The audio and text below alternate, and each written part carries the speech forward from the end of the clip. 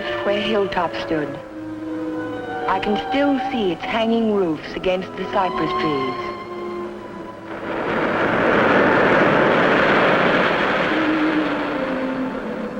But Hilltop is no more. There is only a scar of jutting rock where once its windows glittered in the California sun. My Aunt Amelia's house still stands next door. I was a welcome guest within its walls, but to me it will always be a house of fear. I was afraid that Sunday morning in September. I was afraid before the doorbell rang.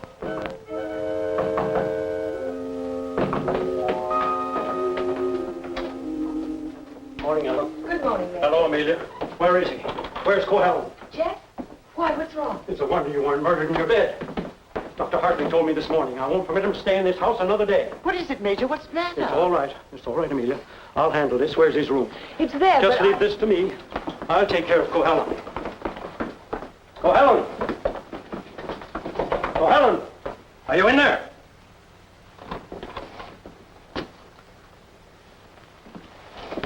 He's gone. He can't be. He said last night... Well, I mean, he must be around somewhere. I'll search the place from top to bottom. Would anyone mind telling me what all this excitement is about? You've been harboring a dangerous man. A man who is... Wouldn't it be fair to Jeff if we waited until we find him and then he can speak for himself? Well, by all means, find him. But where? Well, supposing I look in the garage and see if his car's still there. Just what did Dr. Hartley tell you?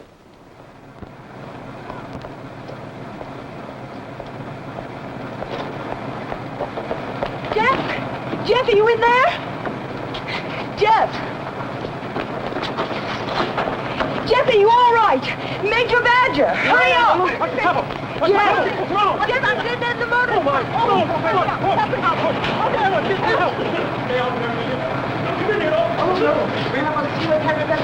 We've got to get him out in the air. Amelia, phone for an ambulance. Yes, I will. Come on, Ellen. Right grab away. his shoulders. You grab his legs. You get him out in the air. Come on. Jeff, if only I had listened to the doctor. If you had only listened to him on the train. There was something wrong even then, something terribly wrong. I should have seen it in your eyes the first time we met.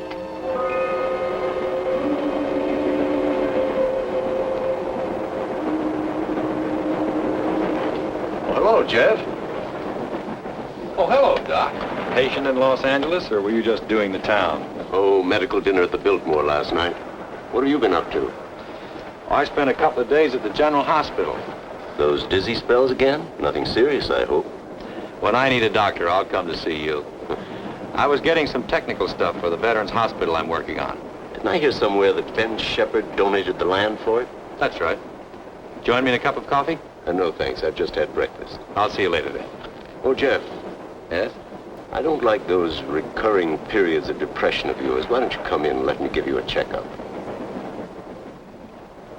One of these days.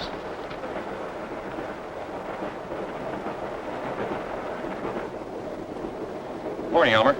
Oh, good morning, sir. How about a little breakfast? You can start me off with some black coffee. Yes, sir.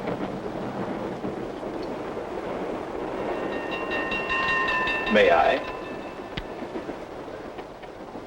Yes?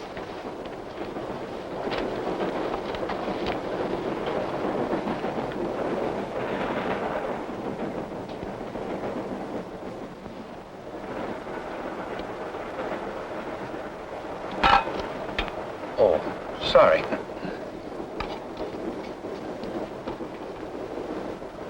Go ahead, throw it.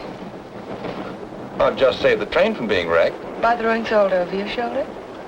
Oh, by showing proper respect for the powers of darkness. Powers of darkness. What have we here? A disbeliever? Let's see what the tea leaves say about you. Your coffee, sir. Oh, thank you.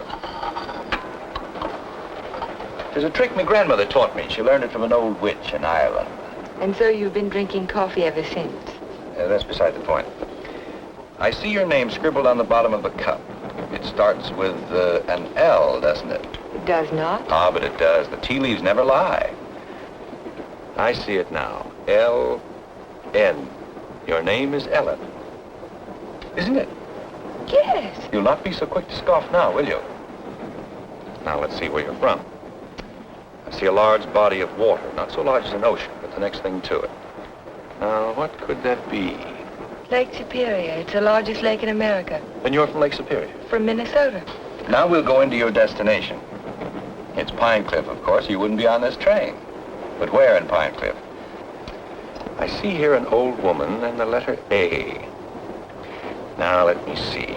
The old woman is standing in the garden and she's talking to her neighbor.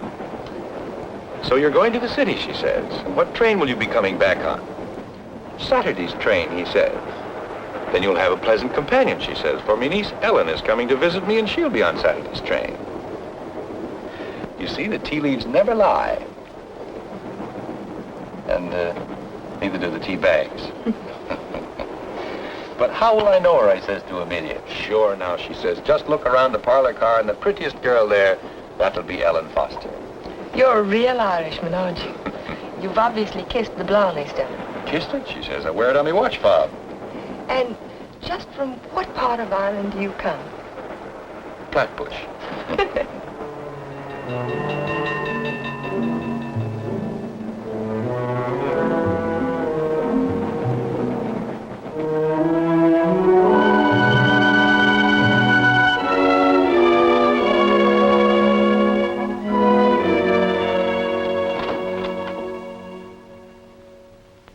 Good morning, Sue. Good morning, Mr. Cohalan. Mr. Shepard here yet? Well, he's in his office. Thank you. I think this would be an ideal site for the beach club, don't you, Keith? Yeah, it certainly would, Ben. Mm-hmm. Busy, Ben? Well, come right in, Jeff. Well, we bring the road in here and divide this section into 2-acre lots. Hold out this area for the golf course. Hi. How are you, Ben? Hello, Jeff. How was the trip? Fine, thank you. I bought you a little present while I was in Los Angeles. Found it in an antique shop. Hi, Jeff. Paris. It's a map of an old Spanish land grant. Say, that is an antique. Here's the Ibarra territory. My grandmother's grandfather, he lived right there. That was before California was a state, wasn't it, Ben? It certainly was. I keep forgetting how long your family's lived here. Only since 1820. Really? Come in. Pardon me, Mr. Shepard. What is it, Mac? Well, Sue told me you were in here. Did you take any blueprints with you when you went down to the city? No, why? Why, the rear elevations are missing. They can't be. I put them in a file Thursday. Well, they're not there now. Well, they must be. Come on, I'll help you look for them. See you later, Ben. Thanks for the map, Jeff. Glad you like it. Jeff seems to be getting awfully absent-minded lately, doesn't he? Well, the boy works too hard. Maybe so, but... Say, that's quite a map, isn't it? Oh, it's a beauty. Look, here's our beach. That's the old Spanish name for it, Costa del Rey, the coast of kings.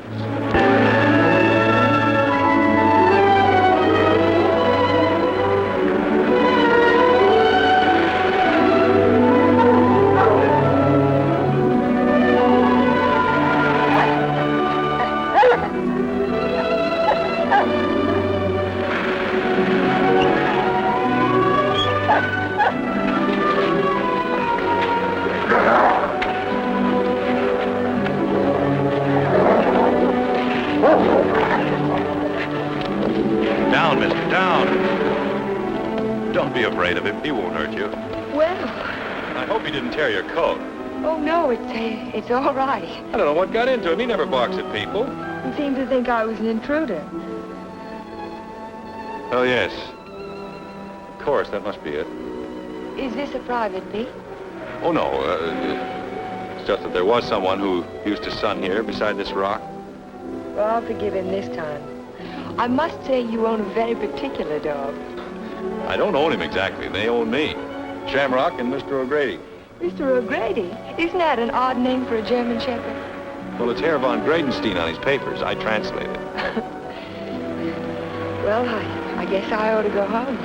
I'll walk along with you.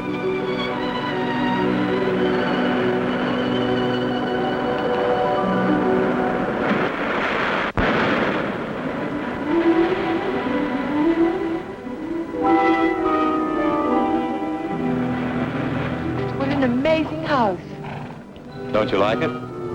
Yes, I think I do. It looks as if it had wings.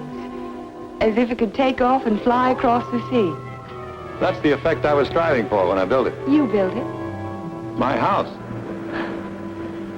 It certainly belongs exactly where it is, doesn't it? Yes, I think a house ought to blend with its environment.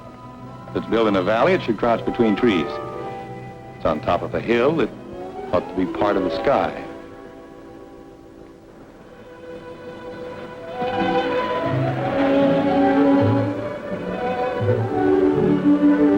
As soon as I put Shamrock up, I'll walk the rest of the way with you. It's nice of you to insist. Isn't it?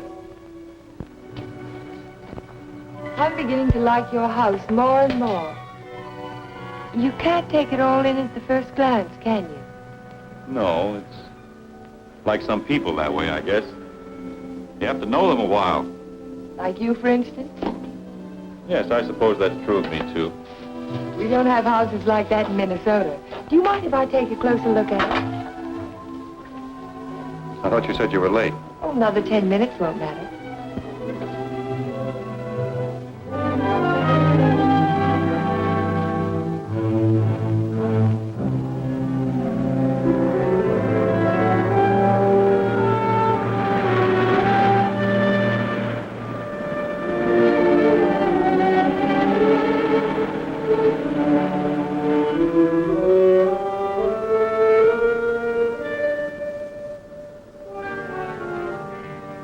May I go in? Why, of course.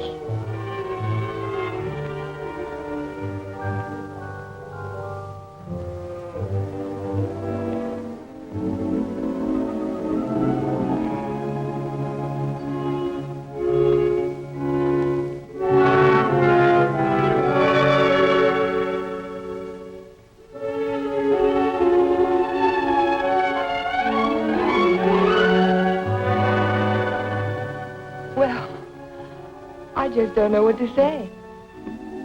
You care for a drink? Thank you. Sherry, all right? Yes.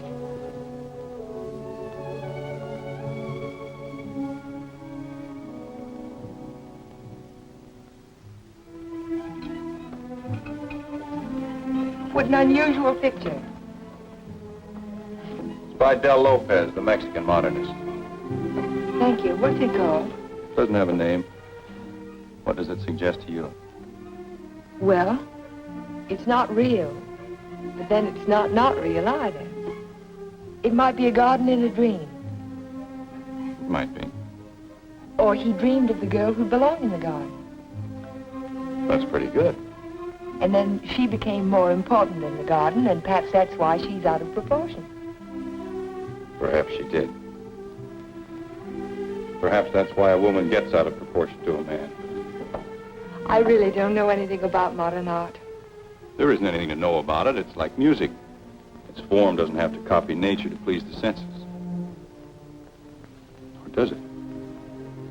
We were talking about art. I was talking about figures. Are you interested in figures? I have a Sivigliano. You have a what? Sivigliano, an Italian sculptor. I bought one of his porcelains with my first fee. Would you like to see it? Yes, I would. Where is it? Over by the window. Come on, I'll show it to you. This is my good luck charm. It's called Hotai, the Chinese goddess of chance. Sevillano always...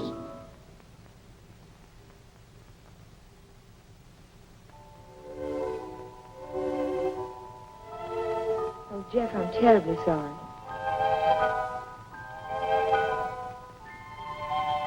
Can it be mended? No, it's beyond mending. Well, Aunt Amelia may be worrying about me. I suppose I should go home. Yes, I suppose you should.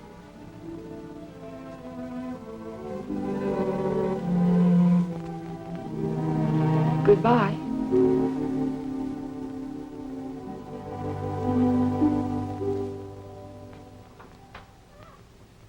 Good afternoon, Luella. Hello, Miss Foster. Is Aunt Amelia at home? I didn't see her go out. Ellen. Oh, hello, Aunt Amelia. Were you afraid I was lost? No, I was sure you could take care of yourself. But it was getting late, and I was afraid you'd forgotten about the dance at the country club tonight. Of course not. I just ran into Mr. Cohalan on the beach, and I stopped by his house for a glass of sherry. You were inside Hilltop? Why, yes. You don't disapprove, do you? After all, I'm a little old to need a chaperone. But no one's ever been inside Hilltop before, No one. except Jeff. It's funny. He built it for his bride. Then there's a Mrs. Cohalan. No, Vivian was killed the night before the wedding. How awful. Aunt Amelia, Yes, dear. what was she like? Vivian, she was the most beautiful girl you ever laid your eyes on. She was Ben Shepherd's daughter. Ben Shepherd. Ben owns most of Pine Cliff. That's why it was such a perfect match. Jeff was a protege of his, more like a son. And when he fell in love with Vivian, Ben was delighted. Of course, he adored Vivian, especially after her mother. And I shouldn't talk about a mother. It was such a scandal. Poor Ben. Aunt Amelia, you said that Vivian Shepherd was killed. Was it? It was an accident. Jeff told Ben it was bad luck to have a party before the wedding, but Ben insisted. There were so many people there. Jeff and Vivian stole away in her car, and 5 minutes later she was dead in a collision on 12 Mile Drive. You never can tell what private tragedies people have had, can you? I mean, when you first meet them. He seemed so light-hearted on the train. He can be that way sometimes, and next minute he's strange, like never inviting people into his home and never mentioning Vivian's name. I can tell you one thing, we've been pretty worried about Jeff, but the way he's been acting. Well, how would you expect him to act after a shock like that? Seeing the woman he loved killed right in front of his eyes? It's a wonder he didn't go out of his mind. Don't get so excited, dear. I'm sorry. And don't get too interested in Jeff Cohalan. There are other attractive men in Pine Cliff. Oh, men who aren't... Men who aren't what, Aunt Amelia? Well, after all, he has had a tragedy in his life, and it's only a year ago. Hadn't we better get dressed? Yes.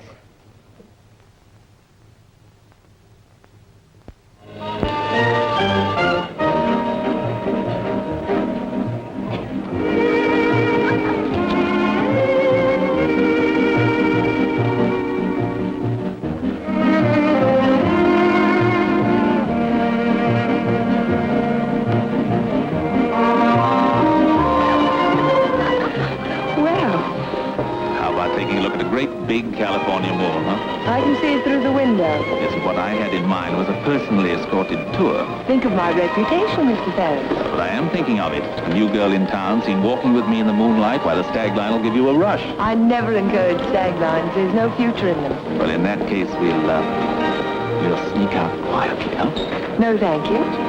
Thank you, but no. Cold climate, Minnesota. Yes, isn't it? Let's go down to the bar and talk it over. All right. I see you know our local hero. We've met. Charming fellow. Yes, he is. I suppose you fall madly in love with him. Everybody else does. Except you, Mr. Ferris. Oh, I think he's just ducky. Did you children enjoy your dance? It was just ducking. Keith, you must sit down and have a drink with us. I thank you. I'd like to. Hello, Amelia. Hello, hello. Welcome home, Dodo. Thank you. Good evening, Major. This is my niece, Ellen Foster. This is Miss Ferris, dear. How do you do? How do you do? And Dr. Hartley. Why, yes, we met on the train. My name is Ferris, too. You, I know. A waltz, Major. Now, you two stay right here and don't you move till we get back.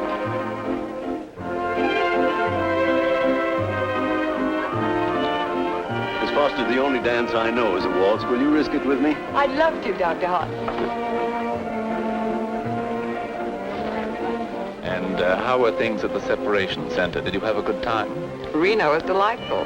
I received my discharge papers yesterday. You'll get your copy in the mail. Well, that calls for a celebration, doesn't it? It certainly does. In that case, I'll take you down to the bar and buy you a drink. Oh, really? Oh, come now. We're civilized people, aren't we? Well, I guess it can't do any harm. You know, I think it ought to be a lot of fun, now that we're not married anymore.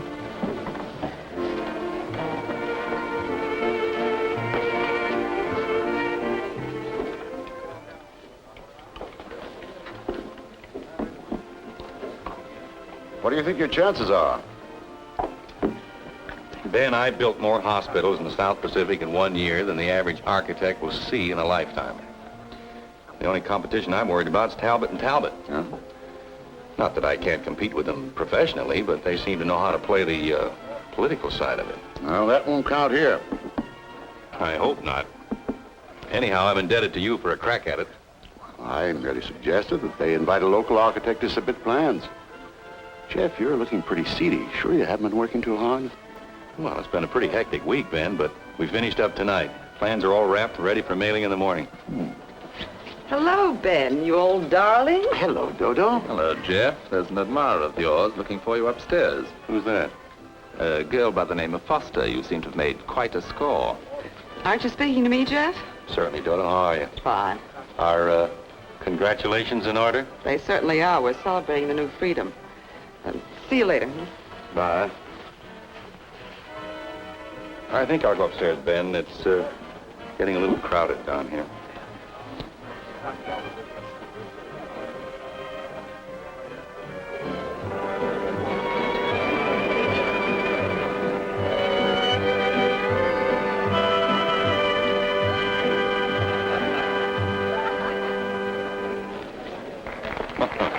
Too long? I'm completely exhausted.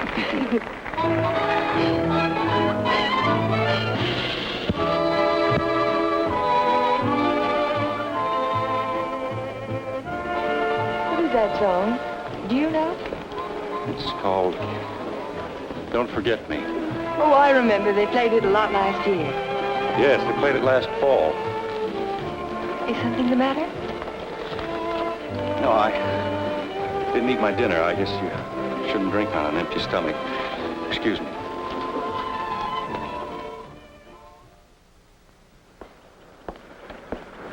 Here, Butch. Such a little animal, and yet he's got an appetite as big as mine. Well, Jeff doesn't answer. Oh, maybe he left early. But he looked so worried last night. Well, supposing he's ill and there's no one to take care of him. After all, dear, Jeff's a big boy now. Oh, how nice. We're invited to Ben's fiesta next week. He gives one every year. I think I'll walk over and make sure he's all right. Who, Ben? Oh, you mean Jeff?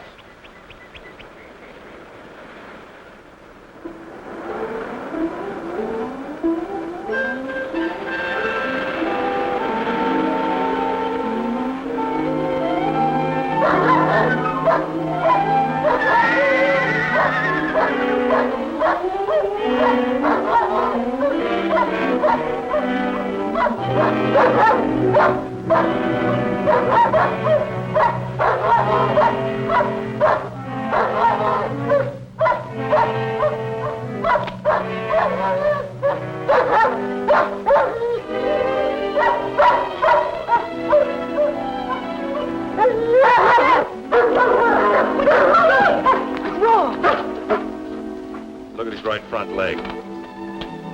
It's shattered. Oh, Shamrock. I hate to have to destroy him. How did it happen? I don't know. I don't know how it could have happened. You better wait for me outside.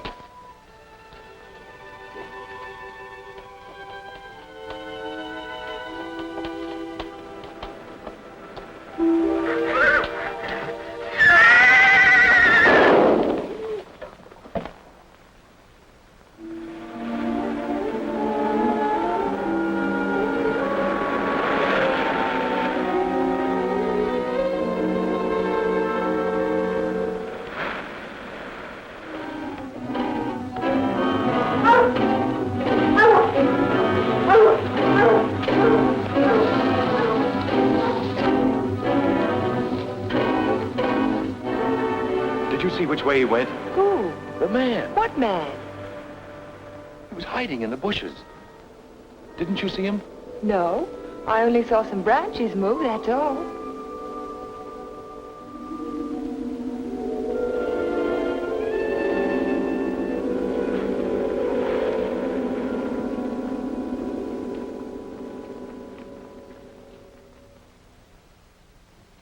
I've never seen lovelier roses. What are they called? Matador, I believe. They grow on the bush out on the terrace. Matador? Of course, after the color of the bullfighter's cape. Or the bull's blood. Jeff, I'm so sorry about Shamrock.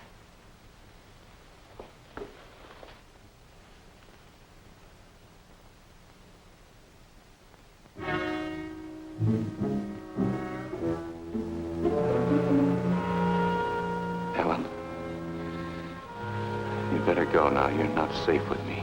Do you understand? I suppose I don't want to be safe. Please go now. I'll call you later. All right, Jeff.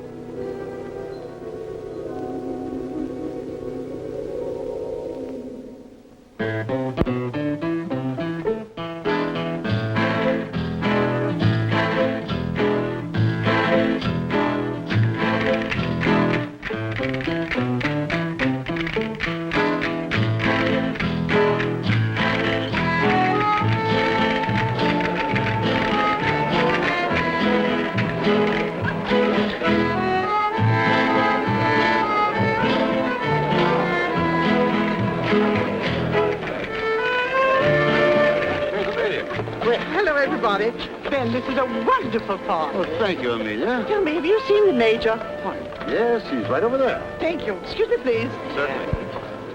Will you excuse me, please? All right, Ben. Major, I wonder if you could tear yourself away from these charming people and come and speak with Mrs. Atkinson. She's dying to talk to you. You know, for over 90 years of age. Go ahead, tell me. What does a certified public accountant do?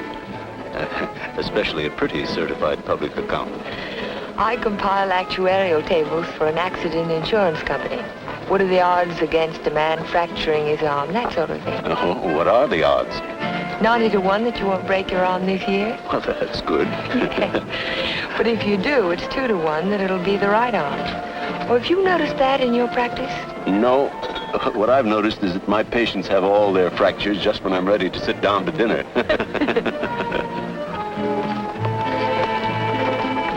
Hey, you. Come here, man. I want to talk to you. Si, senor. Didn't I see you around my place last week? Me? Me, no, senor. I'm sure I saw you hanging around my stable. Me? No, senor. Some other fellow, but not me. Just a minute. All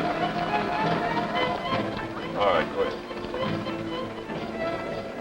Well, I wonder what that was all about. Oh, the morning after the dance, I went over to see if Jeff was all right, and there was a prowler behind a bush. Did you see him yourself? No, but Jeff did. Oh. Cigarette? Thank you. Did you ever compile any figures on the incidence of mental diseases for your insurance company? No, they weren't on our list. Interesting subject. Who's sane and who isn't? Hard to tell sometimes. Do you know anything about paranoia? It's a form of hallucination, isn't it? Delusions of persecution.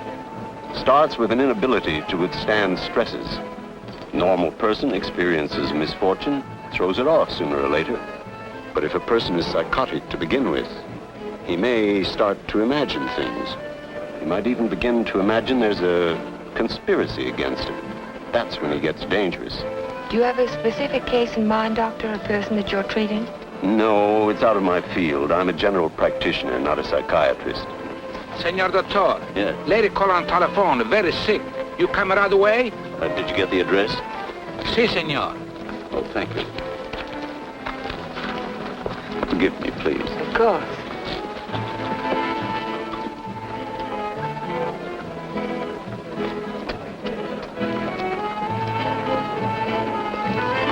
Are you sure, Jeff? Ben, I'm positive it was the same man. Well, I'll talk to them if you want me to, but you know how it is with those fellows. They all look alike if you don't know them. Maybe you're right, Ben. So the guy gets up and he says, Keith, you take a powder. Oh, the guy was bigger than I. So what could I do? same thing happened to me, only he wasn't so tall. Oh, I remember all too well. Remember that evening? Excuse me, honey. I'll be back in a while. Certainly. Because the rest of the committee feel that a local architect should have the job. Ben, may I see you a moment? Surely. Excuse me, Jeff. Certainly.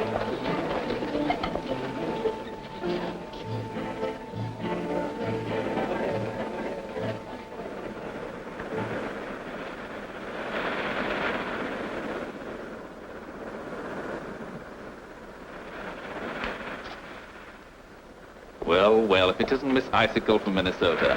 Good evening, Mr. Ferris. Call me Keith. It was nice of you to find this secluded spot. Are you always this way when you've been drinking? Oh, now this Miss Prim and Proper business didn't fool me for a minute. I spotted you the first night. Don't. You don't have to pretend, honey. Just relax and enjoy it. Stop it. You kidding?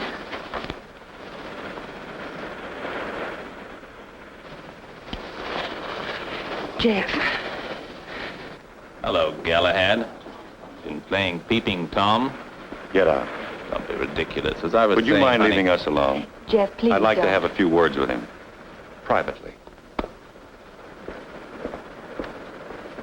If I ever catch you around Ellen again, I'll run you out of Pine Cliff. Galahad, you frighten me. I'm warning you, I mean it. Keep away from her.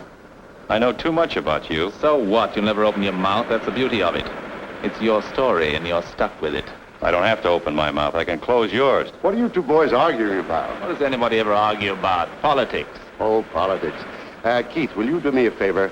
Dr. Hartley had to leave on an emergency call. Will you see that Dodo gets home? She has a little headache. I'd be glad to. Ben, don't you think maybe I'd better? Look, I pay her alimony. I'll take her home.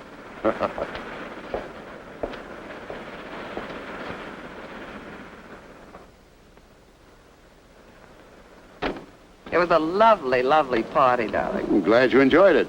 You're sure I can trust you to take her straight home? Oh, the car knows the way, Ben, all by itself. Good night, then. Oh, Ben. Yes? It might be a good idea to keep an eye on Jeff tonight. See that he doesn't drink anymore. He was getting a little out of control. Thanks, Keith.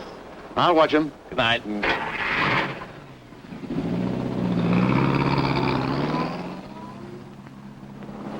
Still cutting the lad's throat, I see. An inch at a time. Every little bit helps. Helps what? Or is it just pure meanness on your part? Don't be stupid. Ben hasn't any heirs, has he? All that money and not even a second cousin. Suppose he should take a notion to leave it all to Cohalan. Where would I be? Out in my ear the day after the will was filed. Well, you don't think he's going to leave it to you, do you? No. No, I'm voting for charity, with Keith Ferris as administrator of the estate. What would you think of a Vivian Shepherd Foundation for something or other? That turns even my stomach. Oh, I'm very well, thank you. You were in the cavalry, weren't you, Major? Well, I'd like to ask you a question. Can a horse break its leg in its own stall? What's that? You think it's a chance in a million? No, I was just computing the odds on an accident that happened last week. Well, thank you very much for the information, Major. Good night.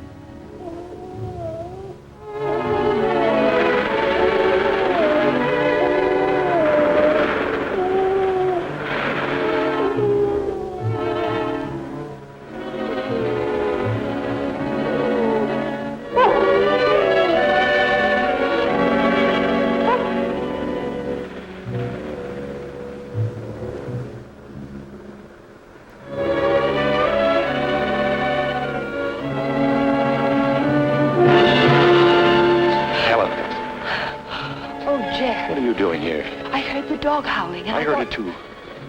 Could you tell where it came from? No. It's around here someplace, but I can't locate it.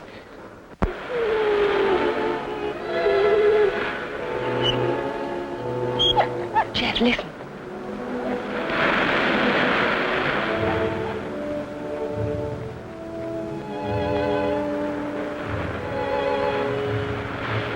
What's the matter, mister?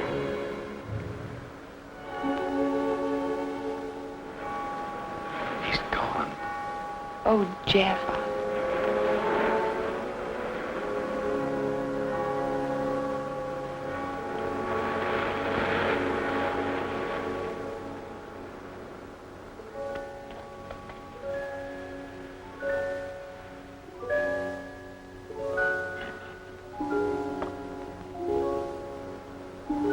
Well, that's about all we can do tonight.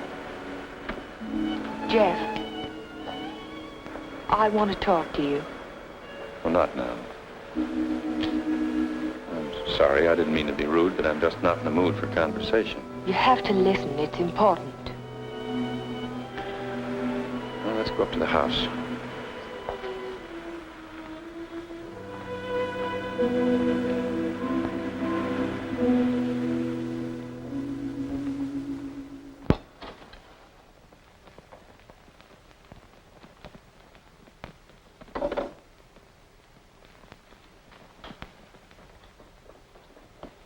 All right, let's have it. I talked to Major Badger tonight. He can't understand how Shamrock could break his leg in his own stall. Well, he hasn't anything on me. I can't understand it either. Unless it's bad luck. Don't call it luck, Jeff. What would you call it? I'm not sure. A few days ago, this rose was on your matador bush. It was alive and beautiful. Now it's dead. Was that bad luck, or was it cause and effect? You picked it, so it died. I didn't pick it. The whole bush died overnight for no reason. There must be a reason. There's always a reason for everything. Is there? Maybe you can give me a reason for this. Take a good look at it.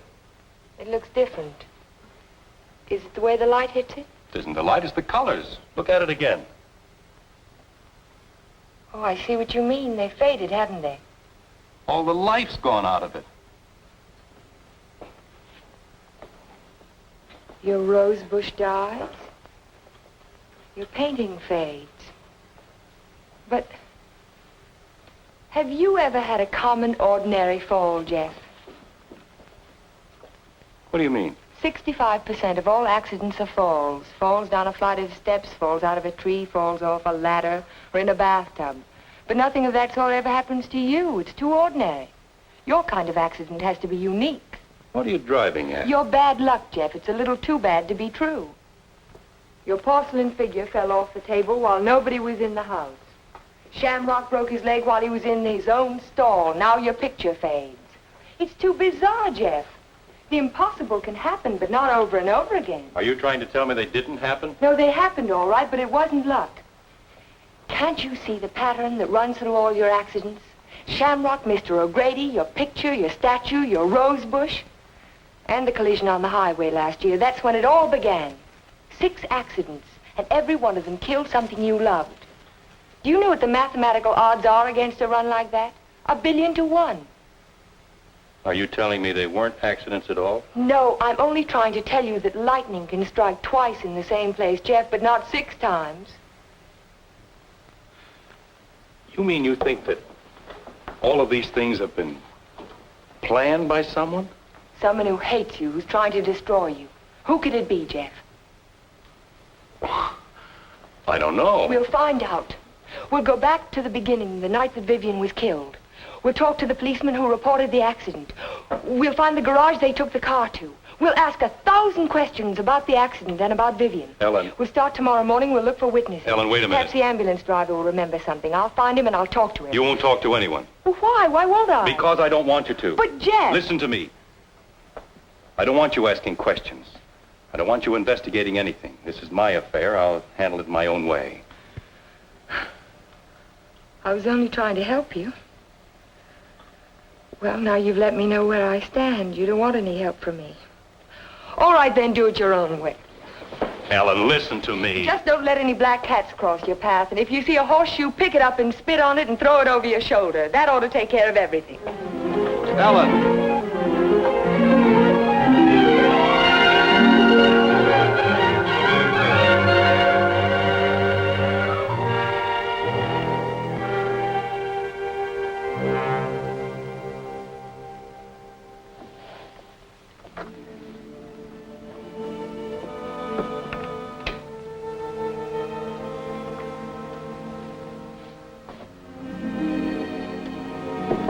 Come in. Hello, Aunt Amelia. You didn't tell me good night, dear. I'm sorry. Is anything wrong? No, there isn't anything wrong. There isn't anything right either. I saw you come home. You were at Jeff's again, weren't you? Yes. I don't want you to think I'm an old busybody, but I'm all the family that you have, and it would help you to talk to someone. What is there to talk about? He doesn't love me, he never will. He's in love with a memory. I tried to warn you to be sensible. Sensible? I love him. I've got to help him if I can, whether he likes it or not. I know. Good night, dear. Good night, Aunt Amelia.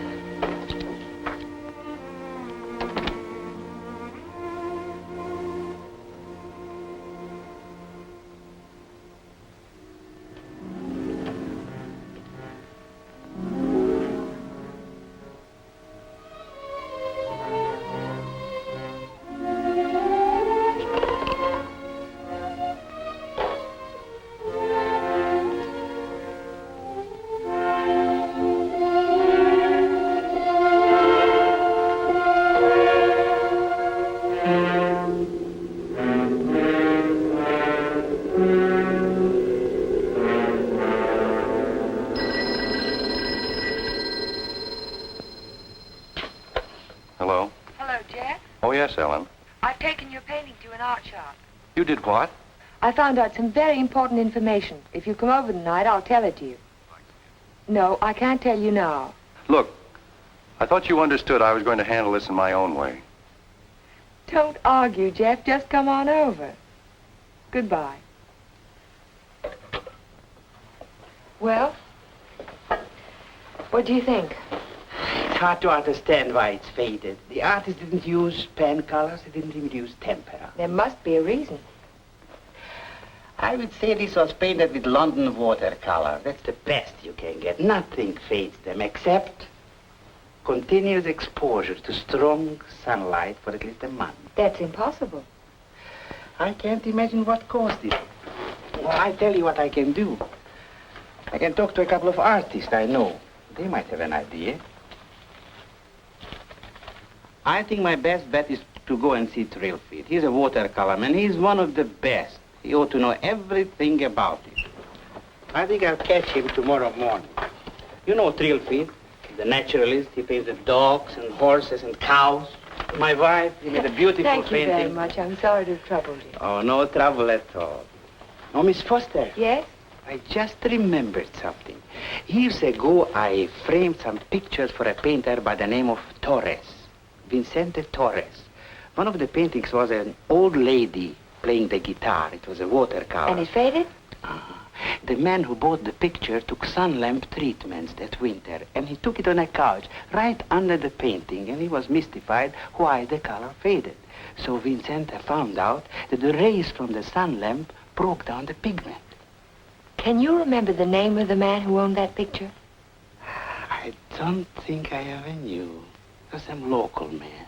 What about the artist? Is he still in Pine Cliff? Torres? He died 5 years ago. Oh. Thank you again.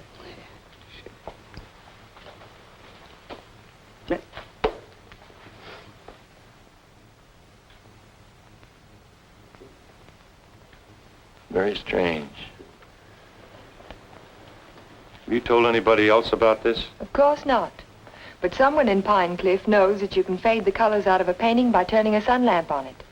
If we can find out who owns that picture, Jeff, the portrait of the old woman with the guitar... What would it prove?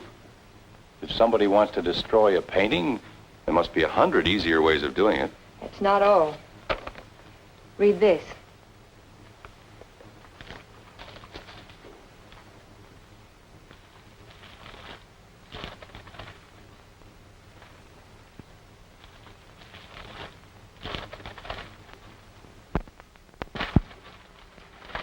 Arsenic? In the soil underneath the matador bush, I dug it out this morning. Enough arsenic to burn out the whole root system. It didn't get there by accident, Jeff. Someone put it there. Someone who knows how to poison a rose bush. Or a dog. Or a man's life. Would you really like to help me? You know I would. Then forget it. Forget the whole thing. But there was poison in the root system. The chemist told me. You never saw the chemist. You never heard of a portrait of an old woman with a guitar. Do you understand? No. No, I don't understand. Jeff! Jeff! Your house. Look out the window. I saw it from upstairs. What? It's burning.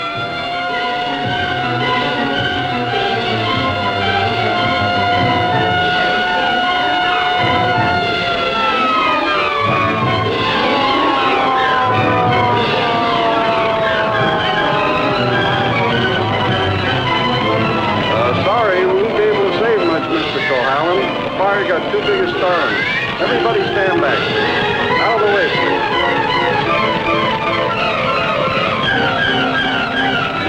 Hello, Jeff. It's a lovely fire, isn't it? You know, you can see it for miles. Jumped right in my car and drove over. Wouldn't have missed it for anything.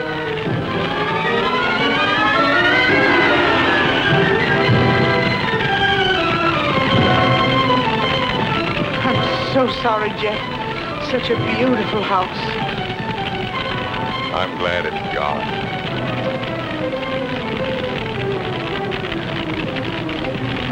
Be sure to tell Jeff that he's welcome to come and stay with us as long as he likes.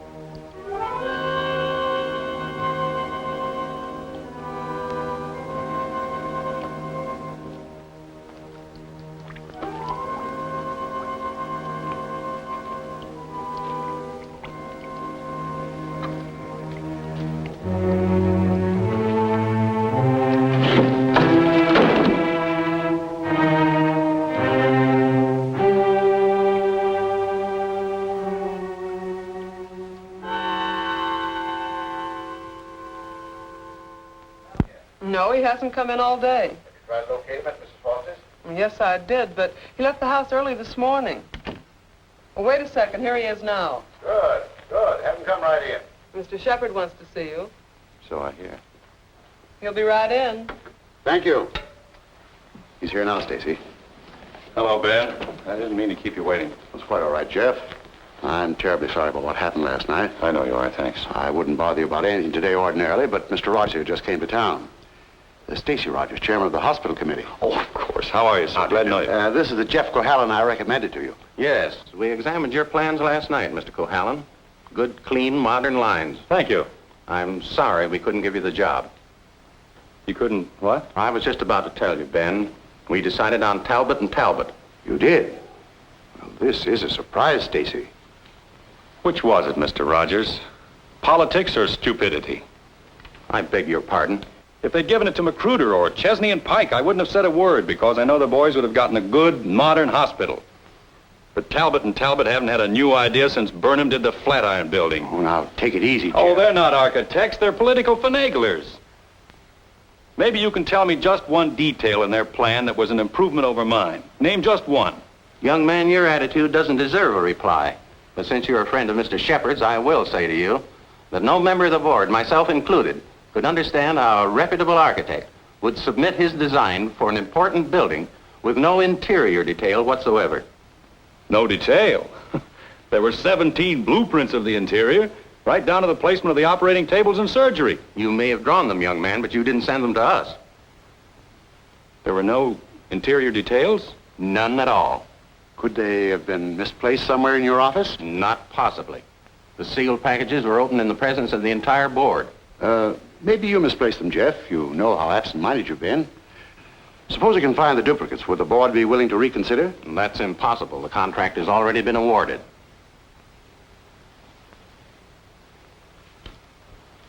Well, this is quite a shock, Stacy. I felt sure that Cohalan would get this job.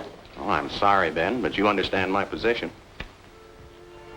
Jeff, you weren't going off without me, were you?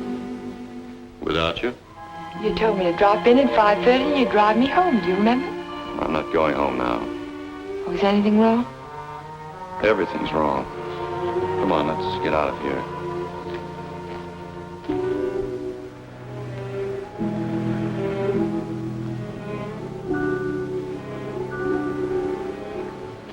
It's dreadful. A whole year's work completely wasted. Typical Cohalan luck. Don't keep calling it luck. Supposing someone took those plans out of the office and wrapped the package over again. Who'd do a thing like that? Keith would. He hates you. He hates everybody. There's something twisted inside of him. It would take a psychiatrist to explain it. And why does Mr. Shepherd keep him on at the office?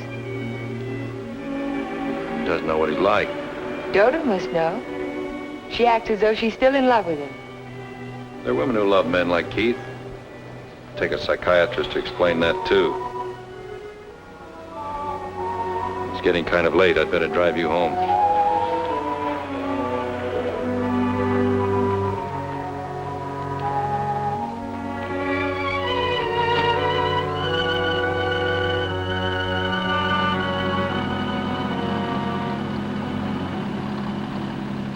Isn't this near where... What'd you say? Nothing. Drive faster, will you, Jeff? I want to feel the wind in my face. All right.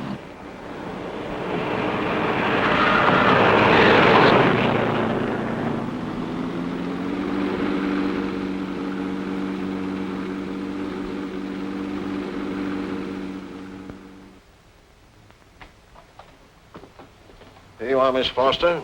296 Hall Street, Fall River, Massachusetts. Thank you very much, Sergeant. Just one thing more.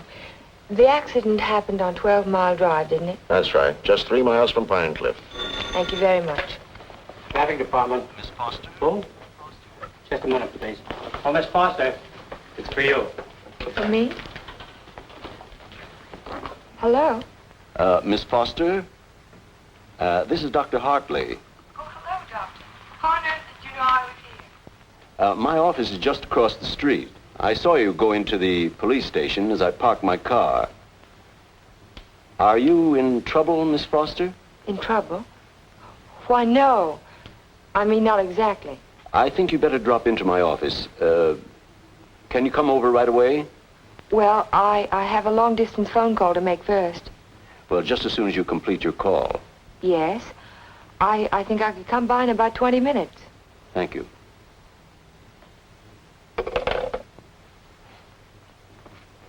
Thank you, Sergeant. That's all right. Miss Foster. Hello, Dr. Hartley. Come in. Come in. I was startled when you telephoned me at the police station. Well, I'm very glad I spotted you when I did. Why did you ask me if I was in trouble? Well, the fact is, I'm in rather an awkward position. But your aunt is getting along in years, and I didn't want to disturb her unduly, so I thought it best to discuss this matter with you. Sit down, sit down. Thank you.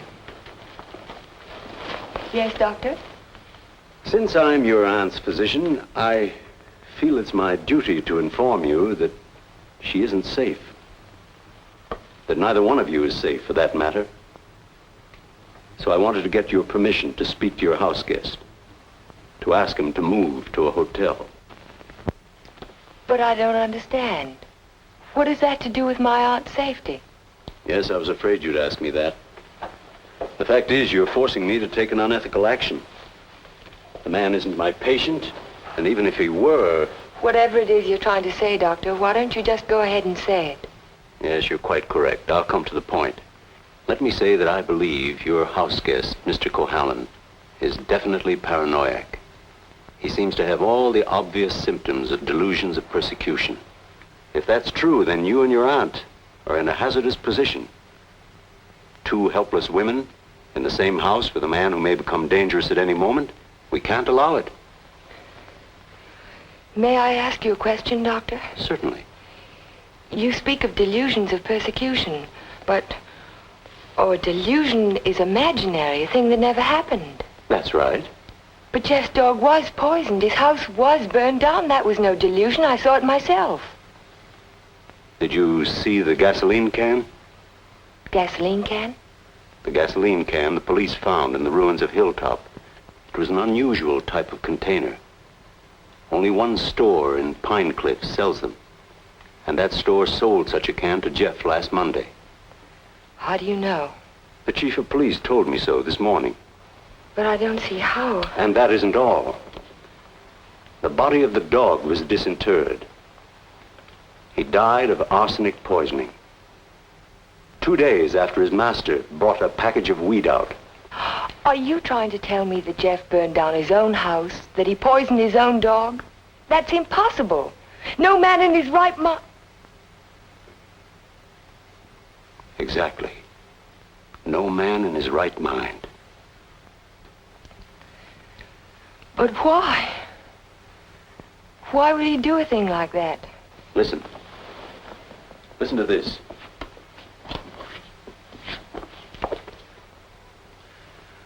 Once the feeling of guilt is firmly established in the subconscious, the patient may do injury to himself as a form of penance or self-imposed retribution. Such actions may be taken without conscious volition and will often disappear entirely from the memory stream, so that the patient is later unaware that his injuries were self-inflicted.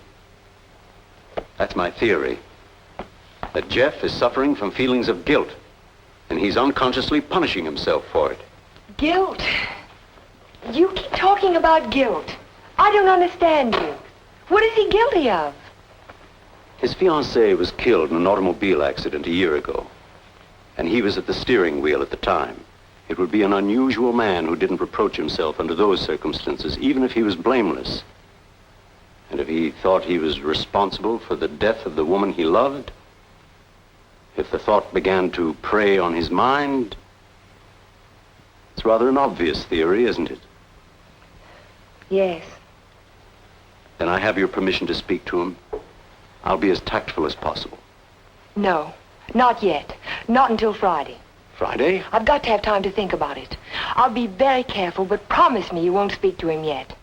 Well, I can't force my opinions on you, Miss Foster, but I must emphasize as strongly as I can that delay can be dangerous. Extremely dangerous. I'll be very, very careful, Dr. Hartley. I hope you will, Miss Foster. Thank you.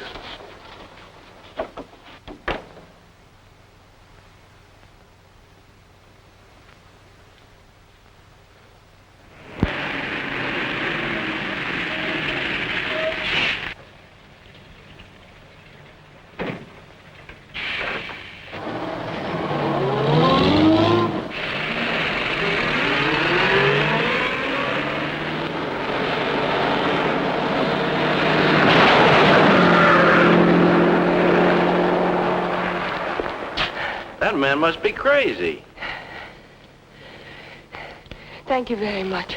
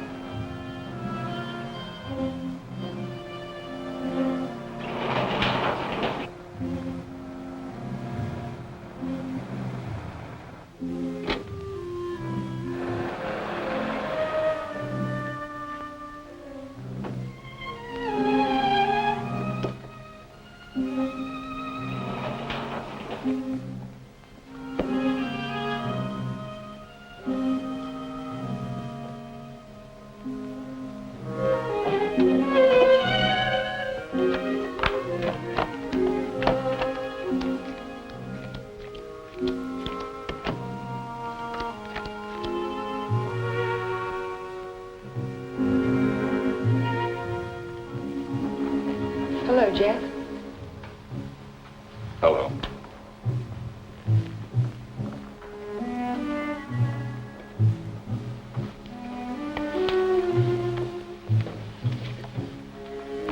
Jack of spades. Is that bad luck? Like a black cat? A dead man's card. Oh? Is there a card for a dead woman? The queen of spades. I almost drew it this afternoon. Oh, what happened?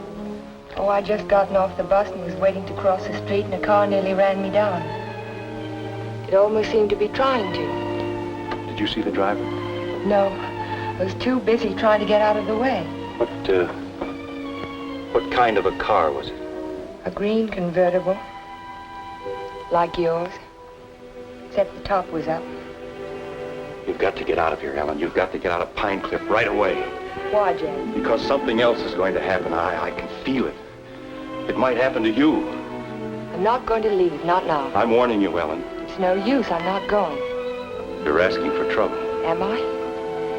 Then I'll really ask for it. Watch yourself closely. Watch yourself every minute. Don't trust anybody. Not even you? Not even me. Well, I think I'll go to bed now. Major Badger said he'd come by in the morning and take us to church. You won't forget what I said. You'll be careful. I'll be careful.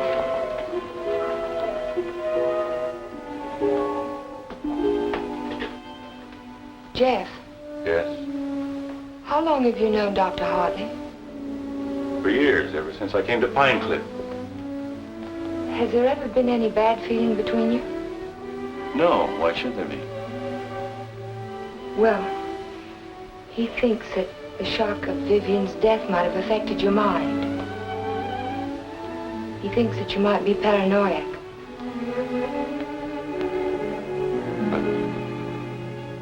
You don't think so, do you? No, I don't think so. Good. Good night, Jeff. Good night, Ellen.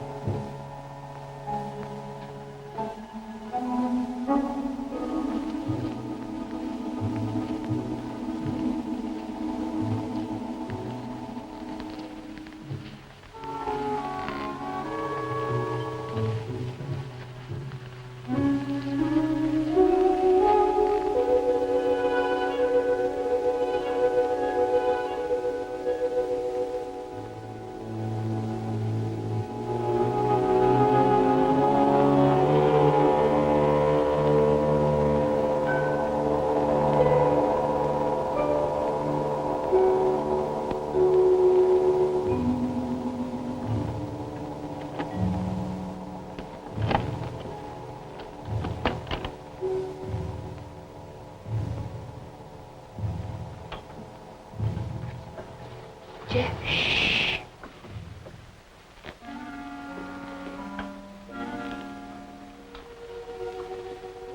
I had to see you again. I wanted you to have this. Don't be afraid to use it if you have to. I want you to wait for me tomorrow morning. Tomorrow morning? You mustn't leave the house. You mustn't leave the house without me. Promise you won't. All right, Jeff. I promise. You won't forget when Major Badger arrives? No, I won't forget. Good girl.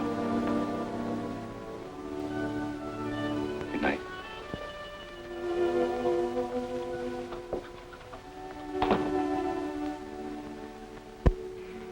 We found Jeff early the next morning.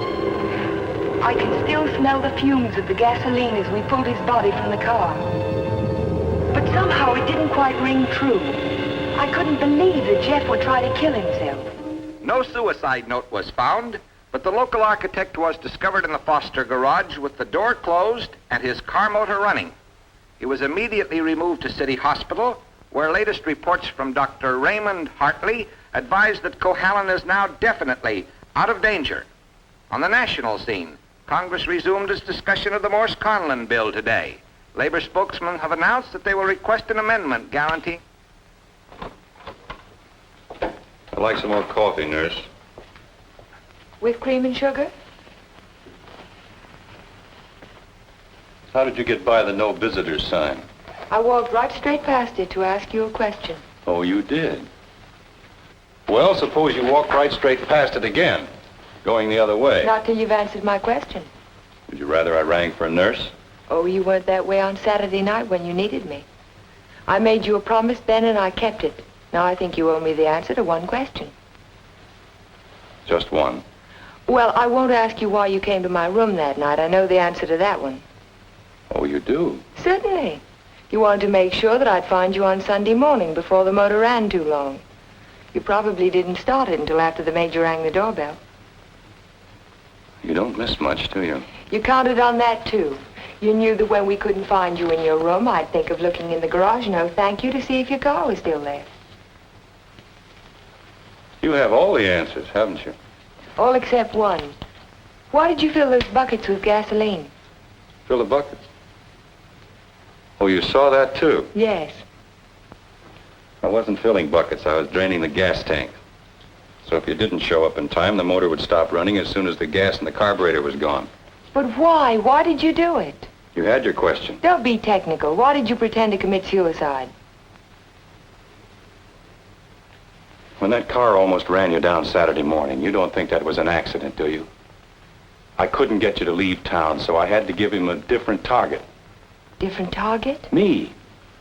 Man doesn't kill my rose bush and my horse and my dog and then stop there. He must want to kill me.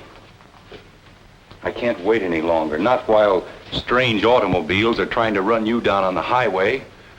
I've got to force his hand now. I want him to think that it's safe to take a shot at me. Don't you understand? Not quite. I've tried to commit suicide, haven't I? It was on the radio. It says so right here. So what if somebody takes a shot at me now and leaves the gun in my hand? It's an open and shut case, isn't it? The police wouldn't even investigate. So he's free to kill me now if he can. Doesn't have to hit around the edges anymore. But keep away from me. Don't stand too close to the target. Is that why you wanted me to leave Pine Cliff? That's why I want you to go home now and stay there. Lock the doors from the inside. If you have any visitors, don't let Aunt Amelia out of your sight. Don't trust anyone. Where will you be if I want to find you? I don't know, but I have to get out of here. I can't wait for him to make the next move. I've got to get out and go after him. You say the exhibit was in 1939? The summer of 39. I ought to have that catalog somewhere.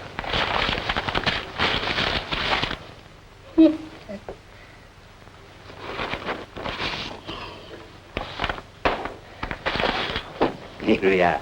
And there's a list of all of the exhibitors in here? In the back of the book. Practically every artist who might have known Torres. Oh, yes. This is perfect. Exactly what I was looking for. Thank you. Good afternoon. Yes? Are you Mr. Strabini? Strabini? Yes, that's me.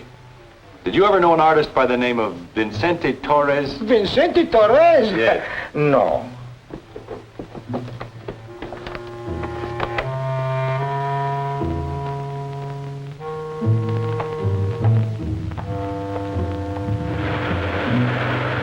Vincente Torres? Certainly I knew him well. Watercolor man, no sense of depth. Do you recall a painting he did, a portrait of an old woman with a guitar? An old woman with a guitar? Don't believe I ever saw it.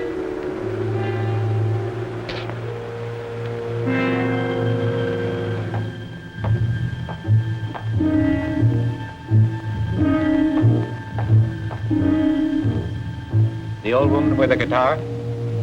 Yes, I remember when Torres painted it. It was during his Renoir period. Do you remember who he sold it to? Didn't know he ever found a sucker. It was a piece of tripe. Well, thank you. Not at all.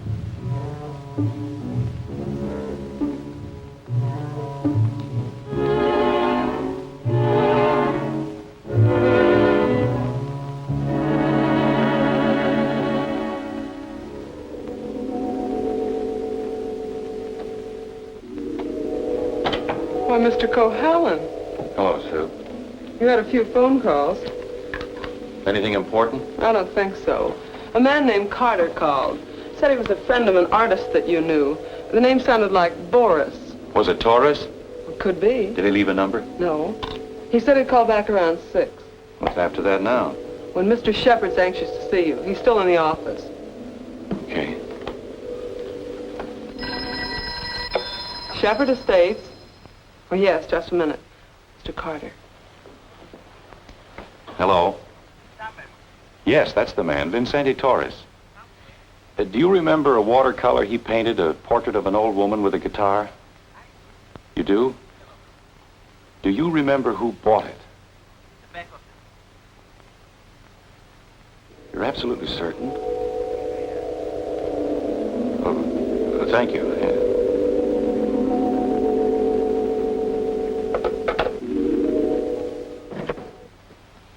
Oh, you're just the man I've been looking for. They wouldn't let me in the hospital, and you seem to have disappeared since you got out. Well, I had some important things to do, Ben. Well, anyhow, you're here now. That's the main thing. Of course, I know it was an accident, boy. You couldn't have done it deliberately. Couldn't I? Of course not. But just the same, you've been overworked lately. You're looking all fagged out. It's time you took a rest. Yes, I could use a rest. A nice long rest. It's just what I had in mind. As a matter of fact, I'm tired myself. That's why I'm thinking of taking a trip. See something of the world before I get too old. Sounds like a fine idea, Ben. It would be a good idea for you too, Jeff. Why don't you come along with me? The two of us could have a pleasant time together. Leave all our worries behind and take things easy for a while. What kind of a trip were you thinking of, Ben? Oh, I haven't made up my mind. Where would you like to go? Oh, an ocean voyage might be nice. If the ship had a low rail and a long drop to the water. Or Niagara Falls might be handy, or the top of the Empire State Building. Don't talk like that, Jeff. Don't even think of such things. I wasn't thinking of suicide, Ben. I don't expect to jump. I expect to be pushed. You're crazy, Jeff. You're talking like a paranoiac. Where did you get that word, Ben? Did you read it in a book, complete with all the symptoms? I'm only trying to help you, but if you're going to take this... Sit down, Ben. Sit down and listen. You had all the tools to work with, didn't you? Your ranch hands who think you're a king will do anything you tell them to. I was out your place yesterday, Ben, looking for Pedro. They told me he didn't work for you anymore, hadn't since the day after my house burned down. You let him go, didn't you? After he'd done his job. I'm beginning to think the doctor's right. I'm beginning to believe you do have delusions of persecution. Paranoia, Ben. You learned the word. Use it. When did you first plant the idea in Hartley's mind? Did you say, I'm a little worried about Jeff, and tap your finger on your forehead? Jeff, I'm not going to talk to you any longer. You're not in your right. Not while you're in your present mood. I wouldn't do that if I were you. You haven't answered my questions, Ben. Are they too difficult? Let's see if you can answer an easy one. Whatever happened to that painting that used to hang in your living room, the portrait of an old woman with a guitar? Wasn't in the living room, it was in my study. Why? When'd you get rid of it, Ben? After it faded? After you found out what a sun lamp can do to a watercolor? Do you want to know who put me on your trail? You did yourself. When you tried to convince me I couldn't trust my memory anymore. I hate to say this, Jeff, but you can't trust your mind anymore. Can't I? I made a written list the night I wrapped the hospital plans to make sure nothing was left out. And 17 blueprints were missing when the package was opened by the state board. No one could have tampered with that package but you. No one else knew it would be on my desk overnight. I didn't know anything. Yes, you did. I told you. At the country club. You wanted to destroy my faith in my work, didn't you? It was the only thing I had left. Oh, Jeff, this is ridiculous. That's what I thought at the beginning. But once I began to suspect you, it all fitted together. I even remembered that your foreman was in the store the day I bought the can of gasoline. That gave you an idea, didn't it? Yes. It gave me an idea. How do you like your own medicine? How do you like waking up every morning wishing you were dead? Then you don't deny it anymore. No. I'm glad you found out. Because you can't do anything about it. Go tell somebody I poisoned your dog. Go say I burned down your house. You know what they'll think, don't you?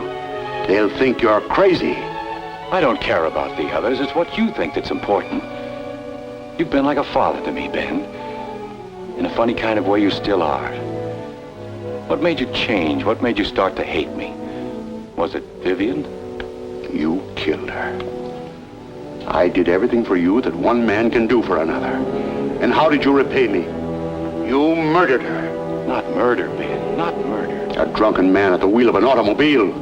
What is he if he isn't a murderer? Can't go in there. No, get out of the room. Can't go in there. No. Ellen, what are you doing? Jeff.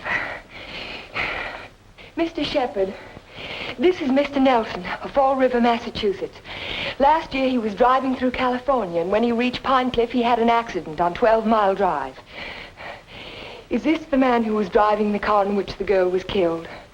Well, you said not to say anything when you paid my damages. Go ahead, answer. No. No, it wasn't. It was that fella back there.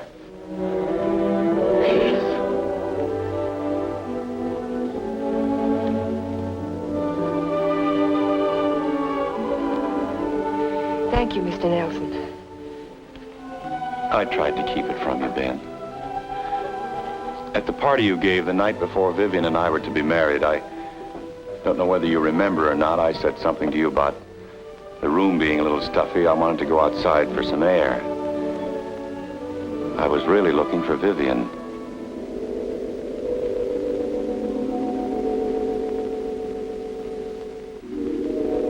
I found her, all right. I heard them talking to each other. It wasn't anything new, Ben. It had been going on for years. All the time I was overseas. He was telling her why he'd never marry her. He couldn't. Dodo wouldn't give him a divorce. So she said, we'll run away without a divorce.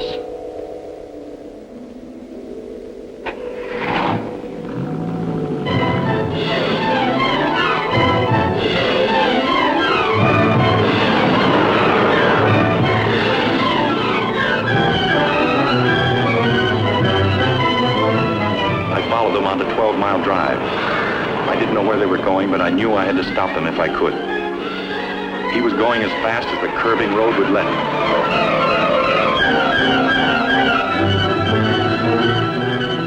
I tried to catch him, but he was driving like a madman. We were coming to the fork where 12 Mile Drive meets the highway. I saw a car approaching on the main road. Ferris didn't see the other car. I knew what was coming, but there was nothing I could do to stop it.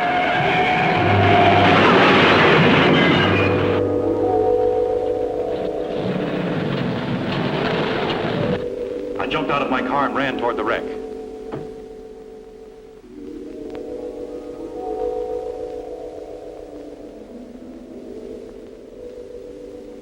He said, do something for her. But there was nothing anyone could do for Vivian. There was only one thing left to do for anybody. I told him to take my car and get away from there.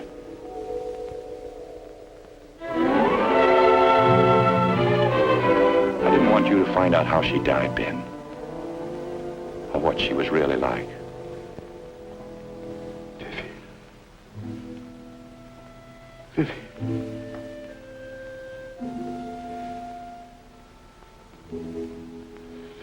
I'm sorry you had to know, Ben.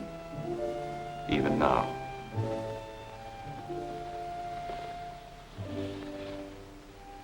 Vivian, I always gave you everything you wanted from the time you were a little girl. You were all I had after your mother ran away. She was no good. I never told you that, did I? Your mother was no good. Now you want to run away, too. You're just like her. The same bad blood. Jeff, he thinks I know. I won't go through that again. I'll kill you first. I'll kill both of us. My shoulder. Ben, put down that gun. Put it down. She ran away. She ran away from me. Call Dr. Hartley.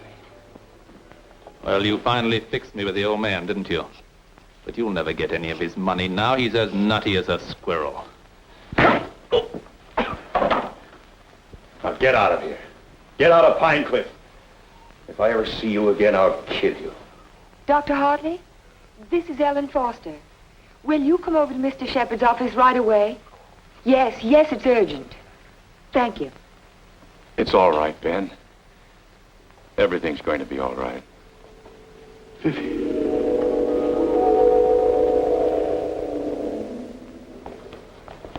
Well, Doctor, will he live? He's healing beautifully. No infection, no complications, simple perforation of the deltoid. And all the time I thought it was my shoulder. You won't need that thing anymore. Good. Yeah. He'll be as good as new in a week. Tell me about Ben. Well, Amelia, Ben was the psychopath, of course, from the beginning. I ought to have suspected it, of course. Now he's had what the psychiatrists call a catharsis. He's brought his troubles out into the open. Ellen helped to bring them out when she phoned Fall River. He'll be all right now, in time. Well, I'm very happy to hear that. Well, I hate to drag myself away, but the ill and injured are waiting. I'll see you to your car, Doctor. Bye, Ellen. Jeff.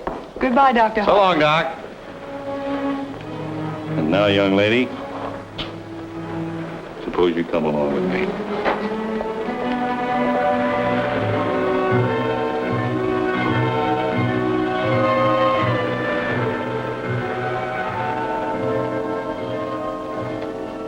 Ellen. Yes, Jeff? There's something I've been wanting to ask you. Yes, Jeff? How in the world did you ever find that fellow from Fall River? Oh, I found him in the traffic accident records at the police station. What made you think of him? The way you drove your car on 12 Mile Drive the other night. You could never have driven so recklessly with me if you'd been at the wheel when Vivian was killed. Not on the same road in the same place at the same time of night. You're pretty smart, aren't you? No. Yes, you are. You're very smart. No, I'm not. Oh, yes, you are. No, because I thought that you loved her. I thought you loved her all the time. I never really loved anyone.